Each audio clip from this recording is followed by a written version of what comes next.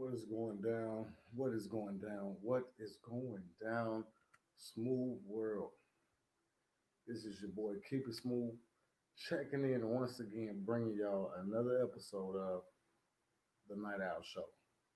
That's right. You know what I'm saying?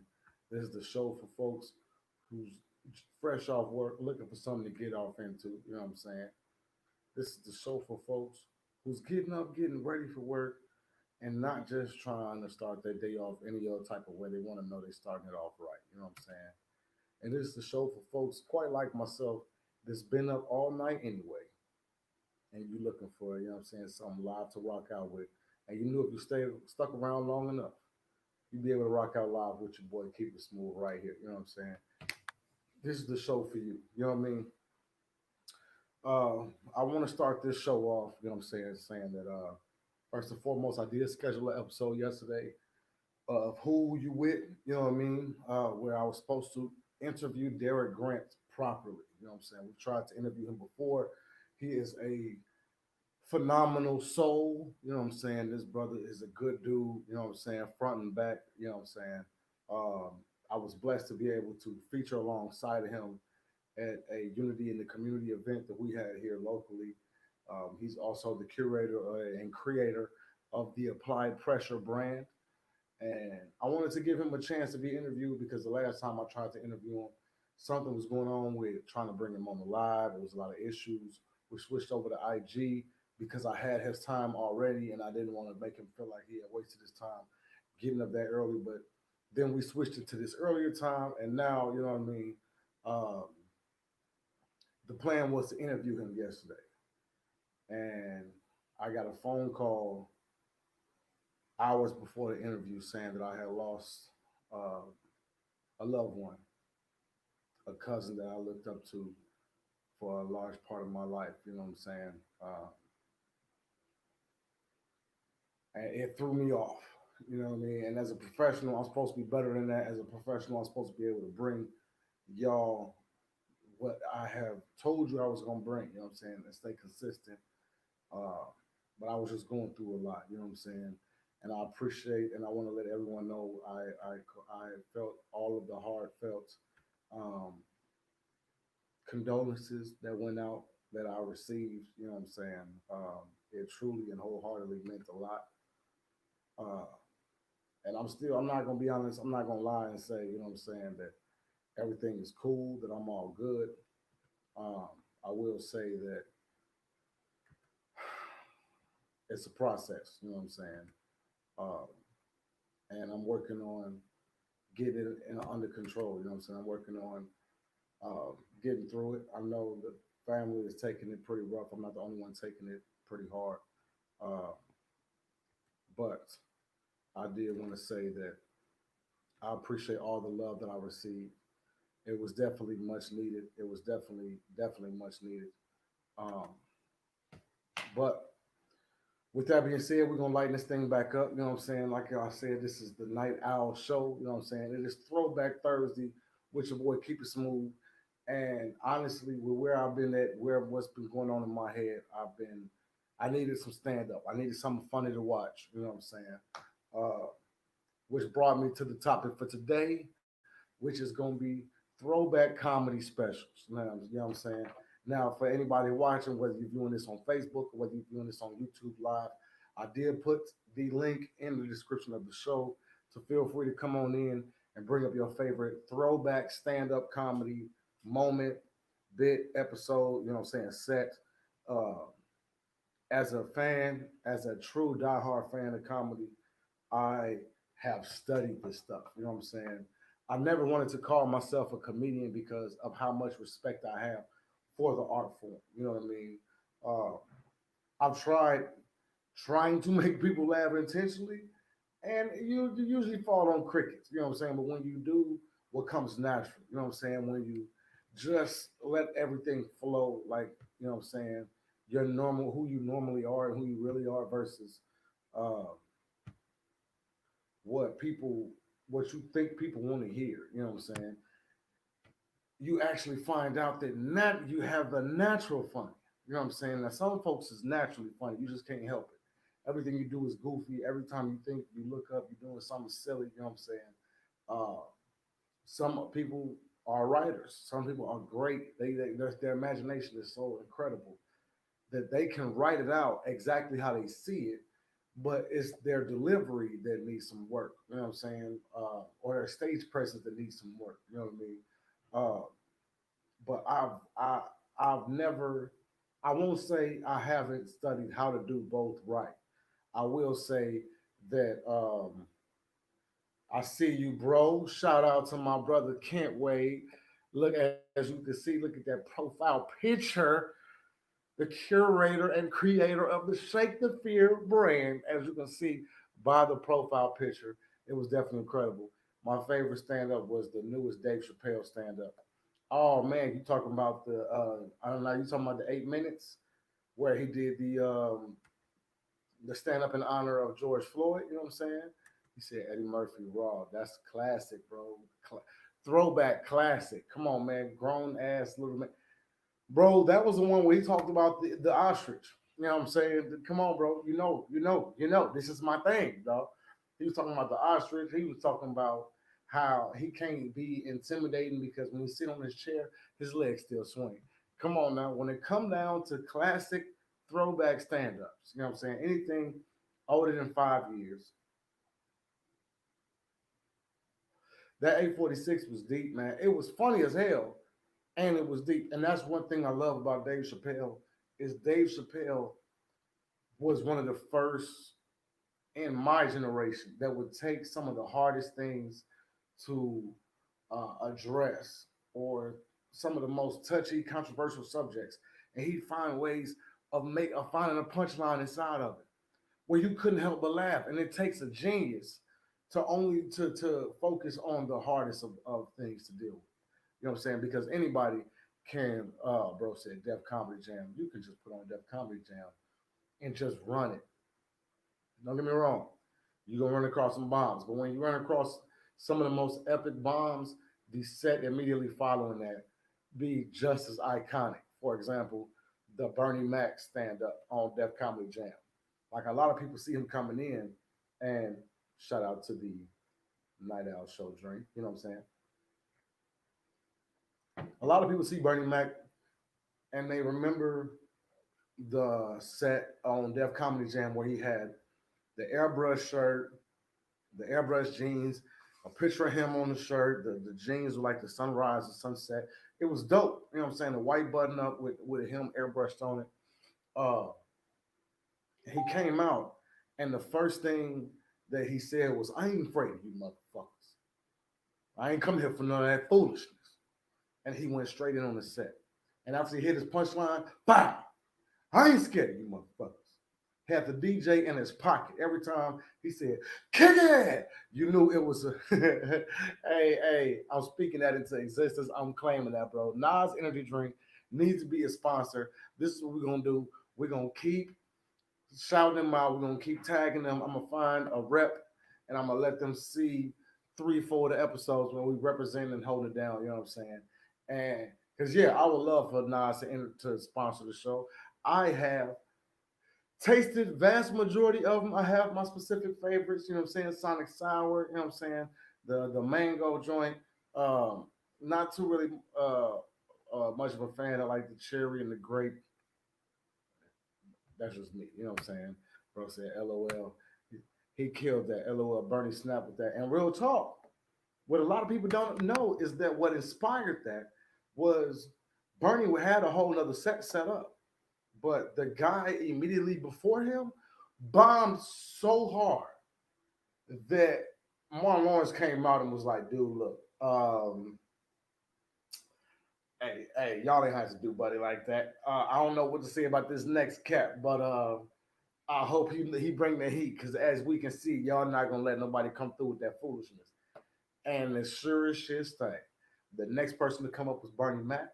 When Bernie Mac came up there, he lit the entire crowd on fire, and his set became one of the most iconic sets on Def Comedy Jam. Excuse me. You know what I'm saying? Uh, Ian, my boy, I see you, big dog. You know what I'm saying? Uh, when it came down to throwback sets, that was one of the sets that launched Bernie's career. He was already known for doing a lot.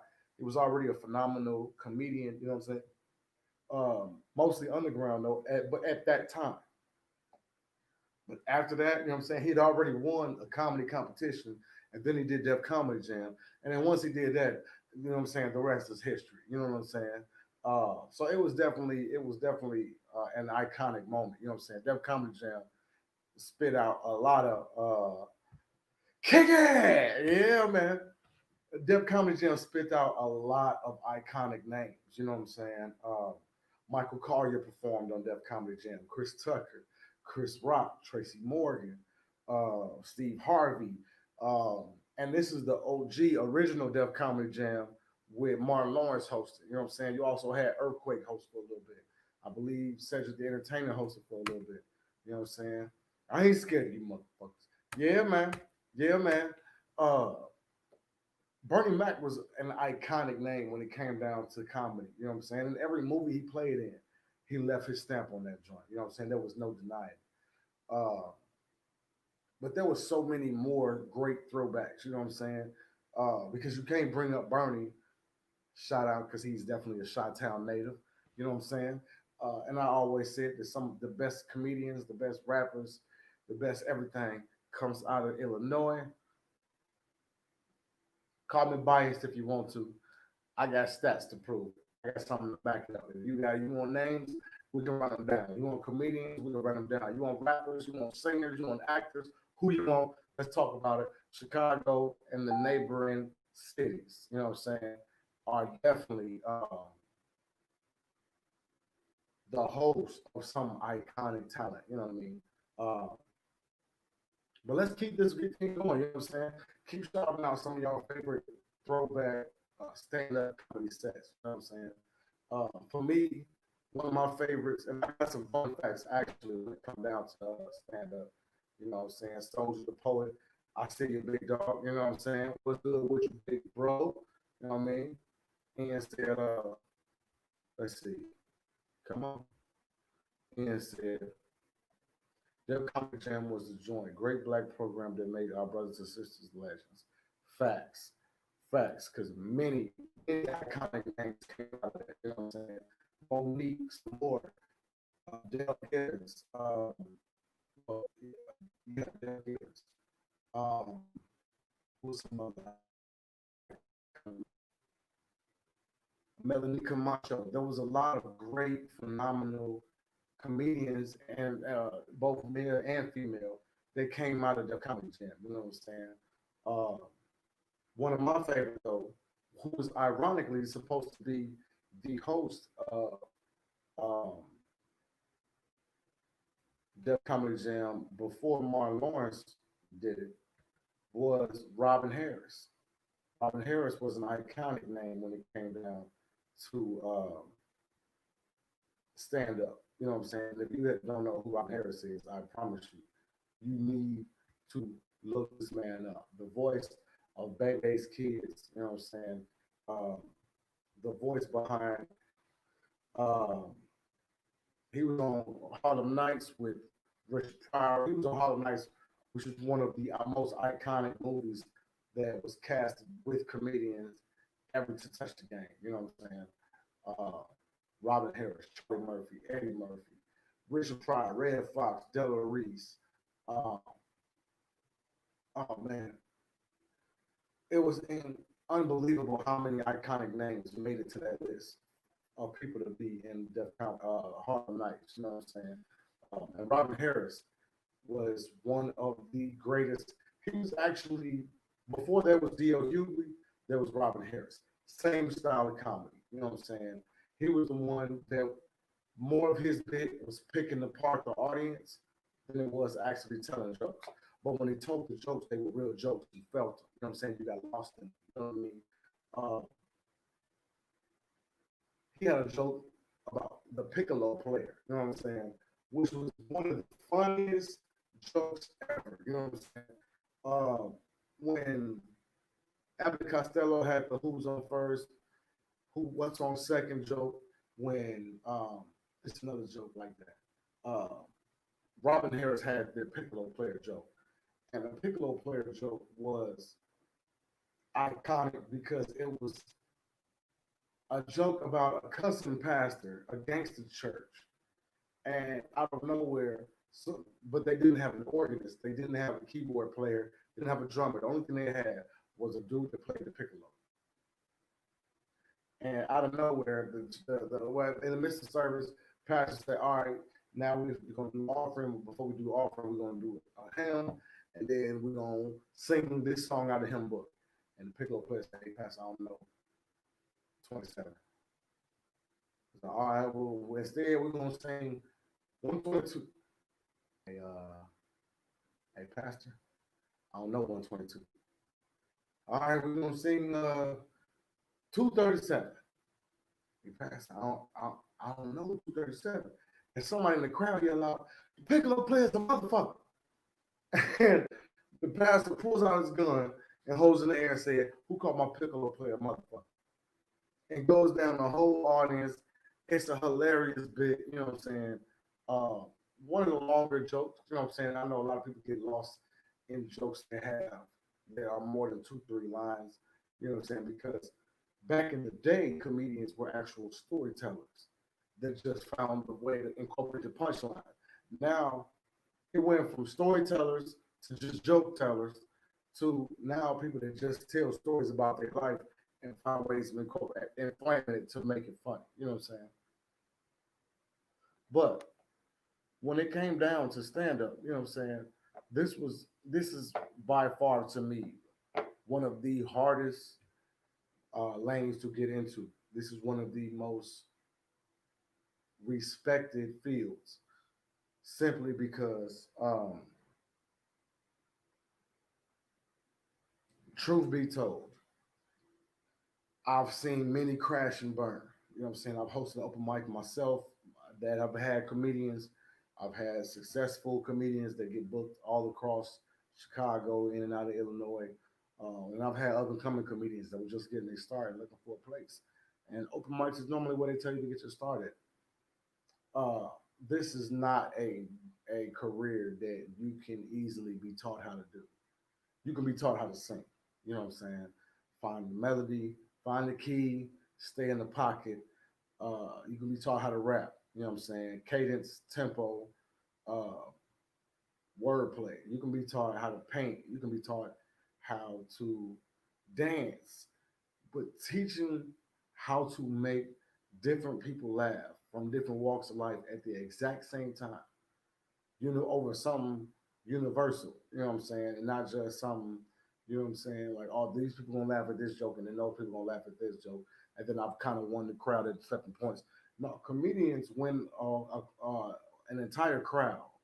They come from different walks, they come from different places, and have the ability to bring them into their world of comedy to help make the jokes go over better. You know what I'm saying? And to do that in a couple of minutes time, knowing you might only have 5 minutes, you might only have 10 minutes, that takes skill. That takes something that you can't just easily teach. You know what I'm saying? That takes something you gotta live. You gotta go through that. You know what I'm saying? So I have a vast and insane respect for comedians. I have followed so many comedians. To this day, I'll reach out more so to active comedic actors or actual comedians than I do spoken word artists. You know what I'm saying? Uh, but when it comes down to throwback sets, when it comes back to throwback comedians, you got your Richard Pryors, you got your Red Fox, but before that, you got your Rudy Rays, you got your Nipsey Russell, you got I cannot think of what her name is. Every time I talk about Esther from Sanford and Son, I forget what her name is. If you can remember, somebody Google real quick. What was Esther from Sanford and Son real name? She was a hilarious comedian. Um, One of my favorite bits that she did was like the hookers go to church. And this joke, what I did was I used to follow. I'd follow when Pandora was my thing to listen to. I have different separate stations. You know what I'm saying? I got my Tech Nine station, I got my Ti station, I got my Ludacris station, I got my Joe station, my Music Soul Child, my Life Jennings. But then I gotta have my comedy stations too. Because once I find out you can listen to back to back to back comedy specials or comedy skits, I I didn't care to listen to music anymore. I like laughing. I love hearing a good laugh. You know what I'm saying? And that's where I really got introduced to a lot of the older comedians because I knew I loved Red Fox. So I listened to Red Fox stand up. And then when I started listening to Red Fox stand up, then it's introducing me to Rudy Ray. It's like, who is this old school rhyming ass? But this shit is funny. The OG Dolomite. This dude is hilarious.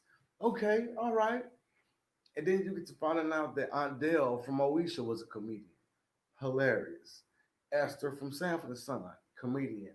Hilarious. Um, uh, what was it? Sinclair from Living Single, comedian. Hilarious. But we don't know it because a lot of the comedians don't get this, don't have specials, don't have stand up specials where it's easy to find, you know what I'm saying, differentiate them from other comedians. A lot of them have little bits they do here or there or little 30-minute specials that kind of get swept under the rug a little bit, but they still have their royalties and whatnot, and they still got managers and stuff pushing it. So it still wound up making it to things like Pandora, iHeartRadio, YouTube, and so forth, where they can still get their exposure even though they went on to be comedic actors or actresses. You know what I'm saying?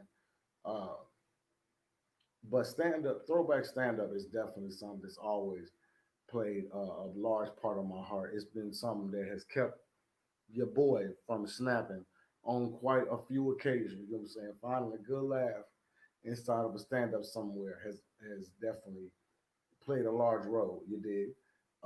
But man, some of the things I didn't know about stand up was like who the mother of stand up was, who the mother of modern comedy is.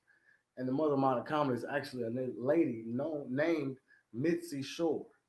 You know what I'm saying? She helped co-founded one of the first original stand up, purely stand up comedy clubs, uh, and also went on to found to be the co-founder. Yeah, to be the co-founder of the Comedy Channel, which will go on to be called Comedy Central later on, which, as we all know, has been the springboard for so many different comedians' careers.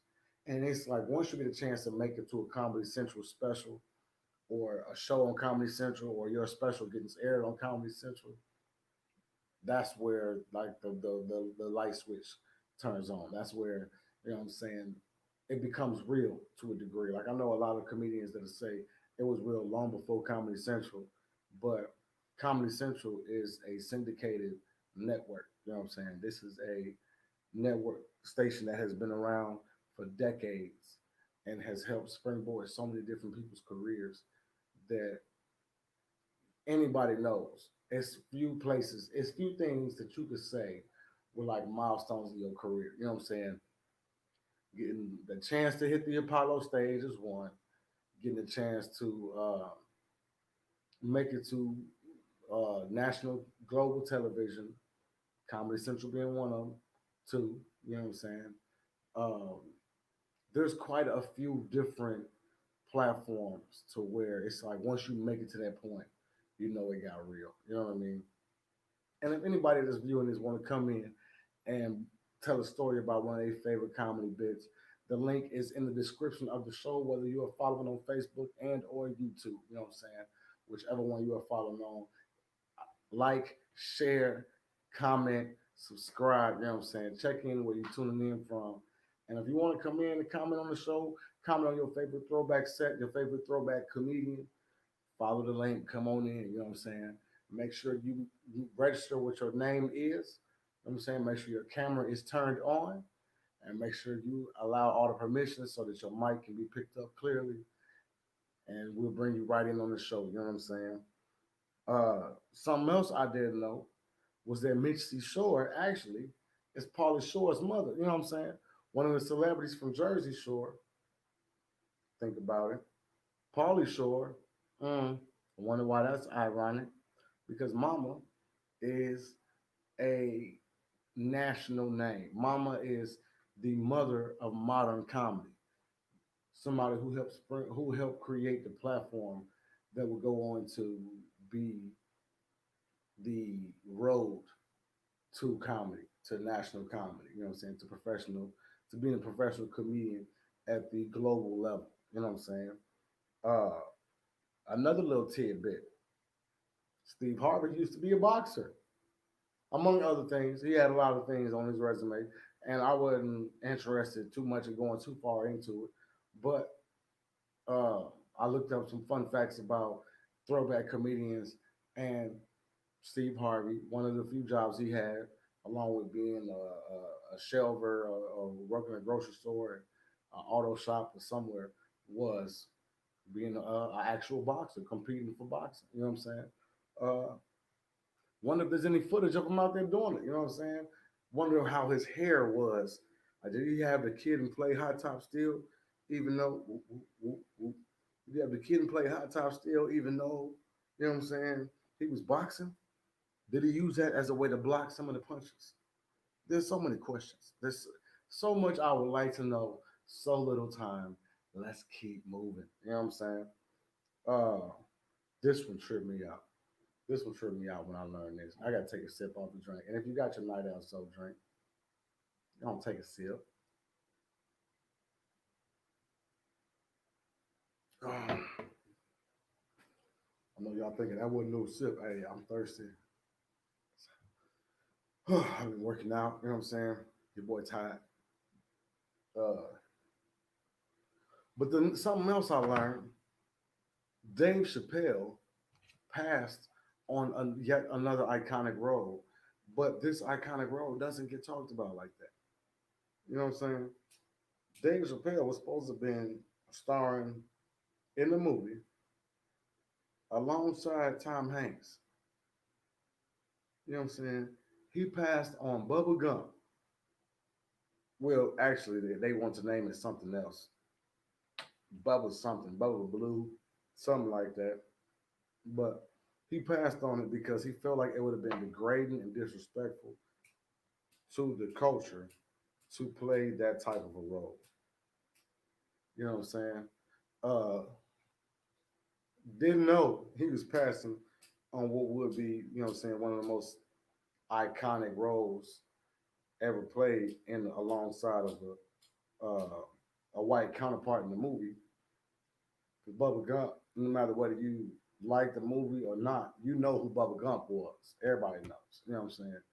Uh, to imagine Dave Chappelle playing that role, it's actually pretty funny.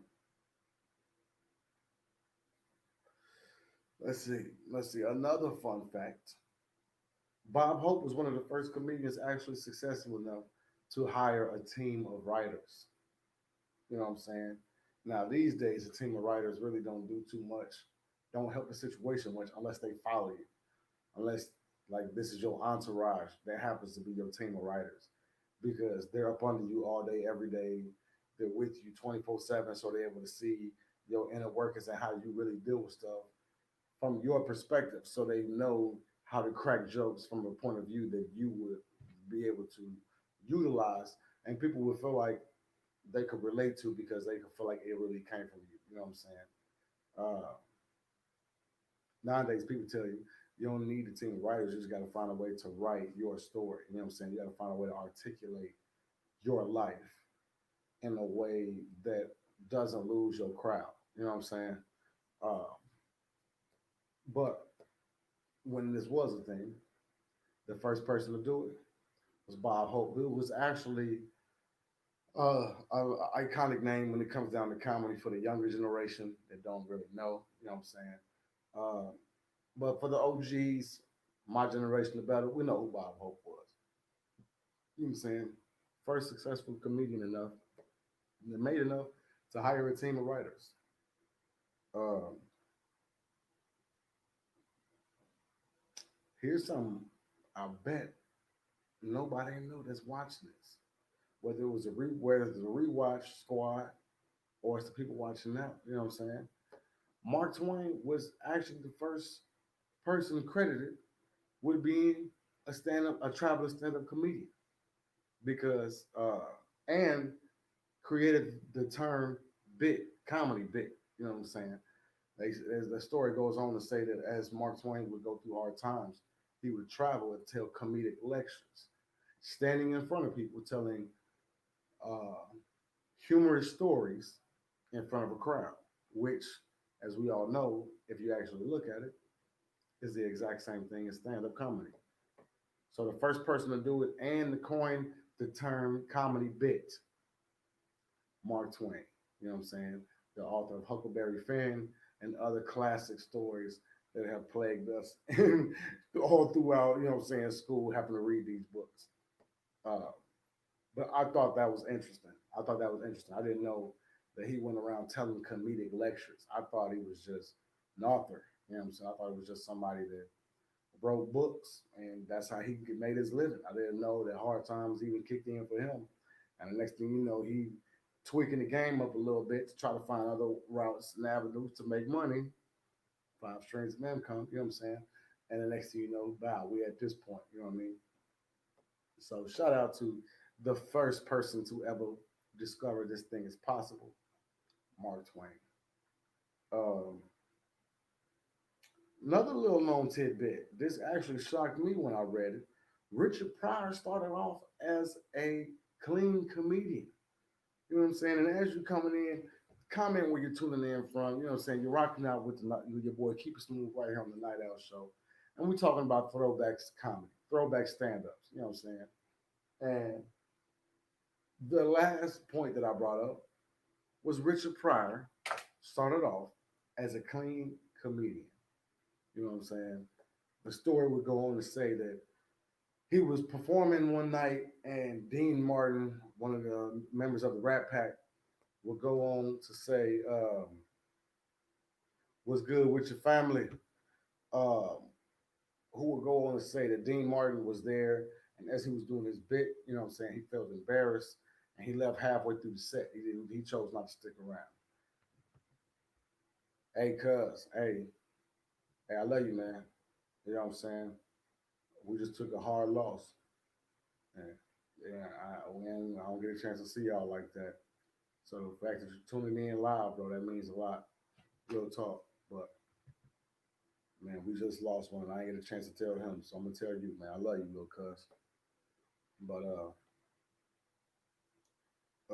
the story will go on to say Richard Pryor was actually inspired to do comedy um, by Bill Cosby, and he he learned to follow that bit. You know what I'm saying? But as he was doing the set, and seeing Dean Martin sitting there with the blase woo face on him, you know what I'm saying? He went on to leave, take a hiatus from comedy, so he could redevelop his act and redevelop his character. And that's what he did. By the time he came back out, he was the Richard Pryor that we all came to know and love. You know what I'm saying? The guy that paved the way for all of the comedians that we know today. You know what I'm saying? I don't think I've ever heard a comedian talk about what inspired them or who inspired them and not bring up Richard Pryor. Uh, but Richard Pryor was definitely I didn't know he started off as a clean comedian. You know what I'm saying? Uh, Now this next one was a doozy. Wasn't expecting it. Wasn't even expecting it a little bit. You know what I'm saying? Whoopi Goldberg is a stage name. I said it. I said it. Whoopi Goldberg is a stage name. I have been watching movies with this woman my entire life. Jumpin' Jack Flash, Eddie, The Color Purple. Um, Man, it was so many more movies. She was in one of the Tyler Perry movies, but I don't really talk about that joint that much. For Color Girl or something like that. I didn't like the way they depicted dudes. You know what I'm saying? Uh, every dude in that movie was a dog or an asshole or something like that for some reason, and all these women is connected. That's not statistically speaking. One out of them 10 women should have had a good dude. At least one out of them damn 10. You know what I'm saying? But we ain't gonna get lost in that. I digress. Uh,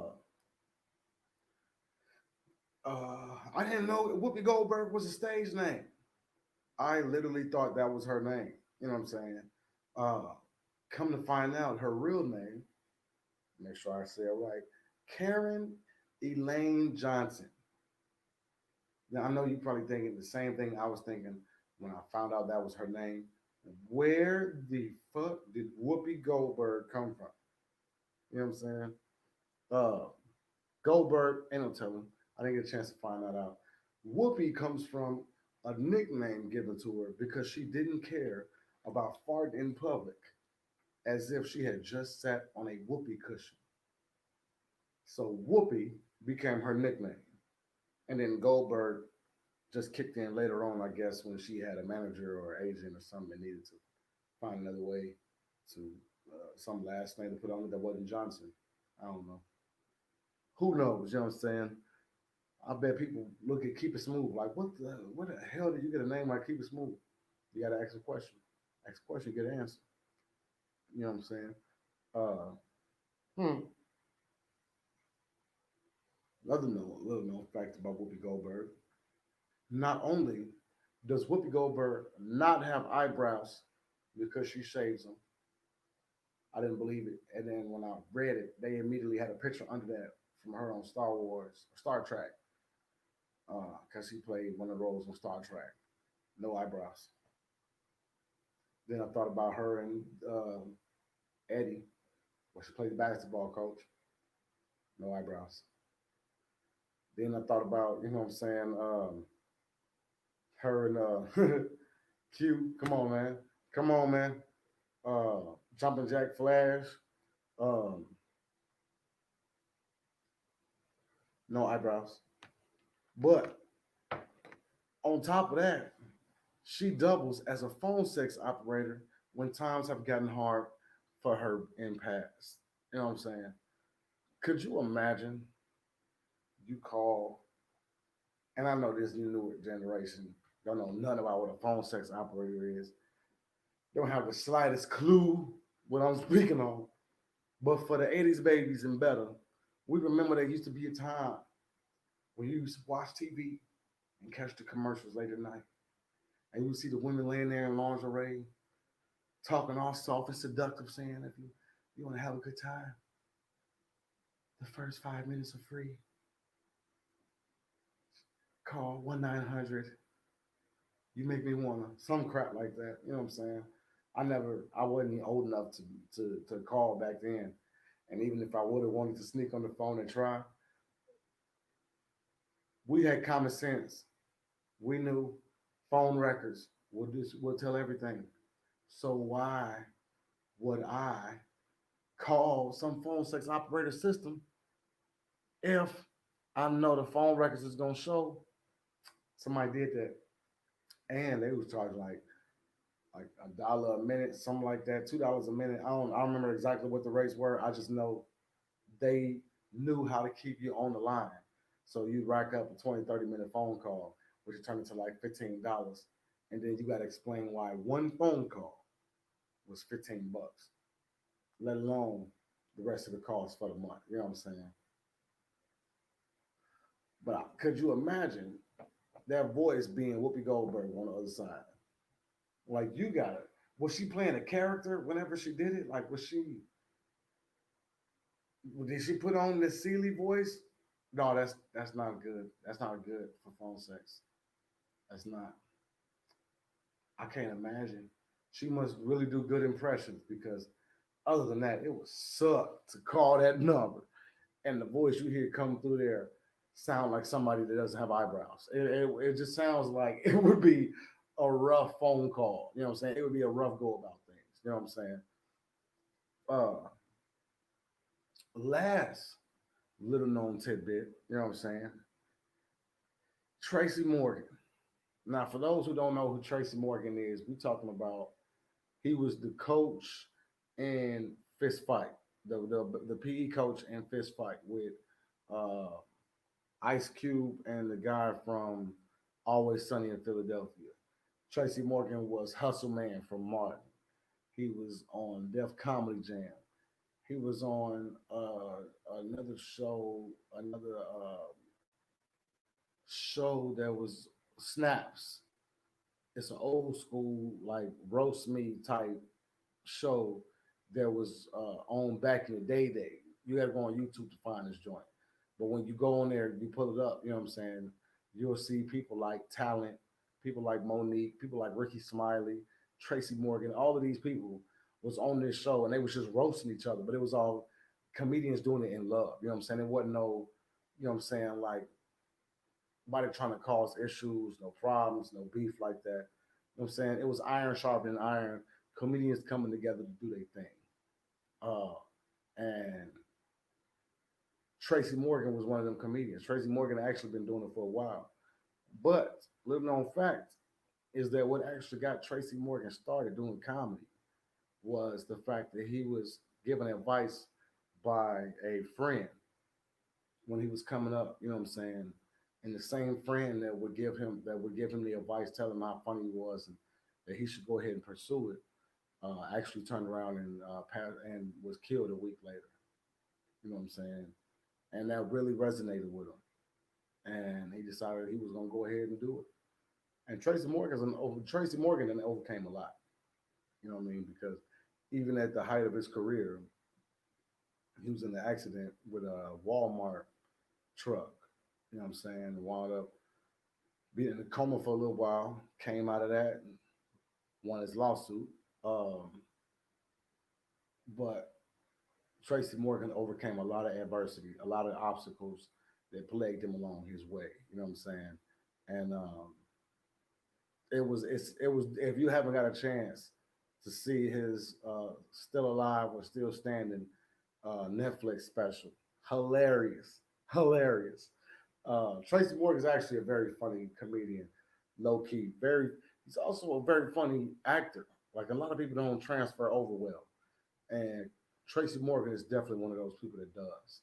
So shout out to Tracy Morgan. Shout out to everybody that made it onto the little known facts list.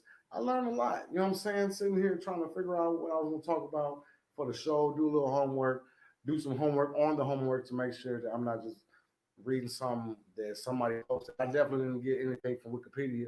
So not like I gave somebody that could post it with actually credible information. You know what I'm saying? Anybody can post on Wikipedia, but everything that I spit to everything I spit to you, you know what I'm saying? So, actually, you know, research on and it's actually interesting learning a lot about these folks. I swore Whoopi Goldberg's real name was Whoopi Goldberg. Didn't know that she changed it for the sake of performing, for the sake of her career. Definitely understand. I mean, as you can see, wait a minute, my name's Keep It Smooth. You know what I'm saying? But it's more than just a name. It's a way of life. You know what I'm saying? It's something that anyone can embrace. You know what I mean? Uh, but it's been a pleasure. It's been a pleasure and privilege. You know what I'm saying? It looks like I can hear my kid, my newborn getting started. So I can't delay nothing. I can't start nothing. I have truly enjoyed it. I have truly enjoyed it. You know what I'm saying? Hit that share button, hit that like, hit that comment. You know what I'm saying? The more we can keep this thing going, the more we keep it alive. You know what I'm saying? The more feedback we get, the bigger the crowd means, the bigger the buzz, the more smooth will grow. You know what I'm saying? I have been your boy, Keep It Smooth, checking in once again, bringing out another episode of the Night Owl Show. You know what I'm saying? This is the show for folks who's getting off work late, looking for something to get off into, and they want something live to rock out with. You know what I'm saying? They ain't feel like scrolling and watching something that already happened. This is the show for folks who's getting ready for work and wanted to find something to help get the day started right. You know what I'm saying? Help get the blood flowing, get the juices going. You know what I mean? And this is the show for folks who's been up all night anyway, and they knew if they stayed up long enough, they could be able to rock out with your boy for an hour. You know what I'm saying? I have been your boy, Keep It Smooth, checking in. Hopefully, y'all enjoyed what you've been doing, what you've been taking part in. If you have, please donate to that Cash App or that PayPal. You know what I'm saying? Uh, like I say, this has been your boy Keep It Smooth, reminding you that you have everything you need and all the power you need to have to make it through any situation you're going through. All you gotta do Let's take a step back. Take a deep breath and figure out the best way